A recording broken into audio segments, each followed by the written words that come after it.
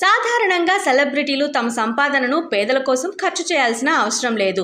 అయితే రాఘవ లారెన్స్ మాత్రం తన సంపాదనలో ఎక్కువ మొత్తాన్ని సేవా కార్యక్రమాల కోసం ఖర్చు చేస్తున్నారు.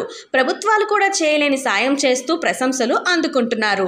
నటుడిగానే కాక ఆయన చేస్తున్న సేవా కార్యక్రమాల ద్వారా లారెన్స్ తనను అభిమానించే ఫ్యాన్స్ సంఖ్యను పెంచుకుంటున్నారు.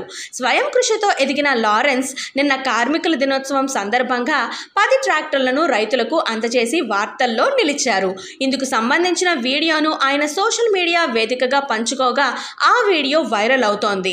గతంలో పేద రైతులకు ట్రాక్టర్లను ఉచితంగా అందిస్తానని మాట ఇచ్చిన రాఘవ లారెన్స్ ఆ హామీని ఎట్టకేలకు నిలబెట్టుకున్నారు.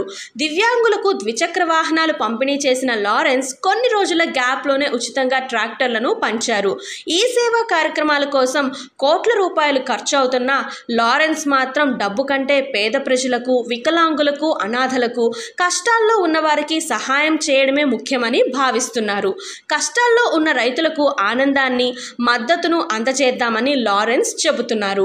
విలుపురం జిల్లాకు చెందిన రాజకన్నన్ ఫ్యామిలీకి లారెన్స్ తొలి ట్రాక్టర్ను అందించారు. భర్త చనిపోయిన సోదరి కుటుంబాన్ని రాజకన్నన్ పోషిస్తున్న నేపథ్యంలో అతని ఫ్యామిలీకి లారెన్స్ ప్రథమ ప్రాధాన్యత ఇచ్చారని సమాచారం అందుతోంది. లారెన్స్ ట్రాక్టర్ను బహుమతిగా ఇవ్వడంతో రాజకన్నన్ కుటుంబ సభ్యులు ఎంతో సంతోషించారు. లారెన్స్ కాళ్లపై పడి రాజకన్నన్ కుటుంబ సభ్యులు సంతోషాన్ని పంచుకున్నారు. లారెన్స్ మనిషి రూపంలో ఉన్న దేవుడని నెటిజన్లు కామెంట్లు చేస్తుండగా లారెన్స్ను ఎంత మెచ్చుకున్నా తక్కువేనని కొందరు నెటిజన్లు కామెంట్ చేస్తున్నారు. మరిన్ని అప్డేట్స్ కోసం ప్లీజ్ సబ్స్క్రైబ్ ద ఛానల్.